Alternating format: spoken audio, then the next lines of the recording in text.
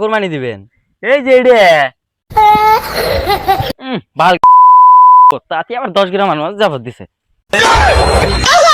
আমিও গরু কুরবানি দেই না, আর গ্রামের মানুষ কিউরি সমাজে ভাগ বেশি পায় না। এবার ইনশাল্লাহ আমি আল্লাহর কাছে নিয়ত করছি, এবার একটা বড় দেহ বস্তু কুরবানি দিব। যাই গ্রামের যত মানুষ আছে সবাই গিজে ভোট দিয়ে আসি। ও ভাই এই যাইন কুরবানি দিমু কুরবানি দিমু। ও ভাই যাইন যাইন কুরবানি দিমু সবাই যাইন।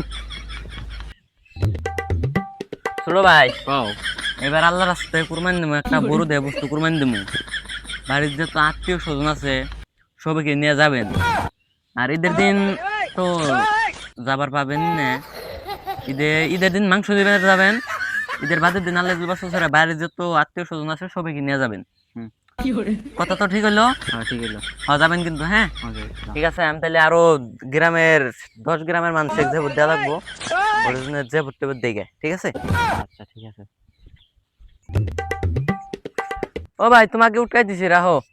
আল্লাহ বছর এবার কুরবানি দিমু, গরু দিয়ে একটা বস্তু কুরবানি দিমু, তাহলে বাইরে যত আত্মীয় স্বজন আছে সবাইকে নিয়ে যায়েন, ঠিক আছে? হবো জামনি। আরে জীবনে কোনো বস্তু কুরবানি দেয় না, এবার এমন কি কুরবানি দিব? 10 গ্রামের মানুষ যে ভোট দিতেছে, চলো যাই দি কি কুরবানি দিব। ঠিক টাইম মতো আইসা করেন, 10,000 মানুষ এদের মধ্যে যে ভোট দেওয়া শেষ, আপনারা আইসা করেন।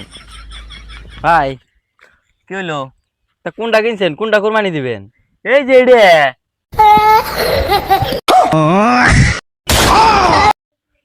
ভাল তাতে আবার 10 গ্রাম মানুষ যাবত দিছে। খাবা না খাবাই না মুখ করা না বুকে।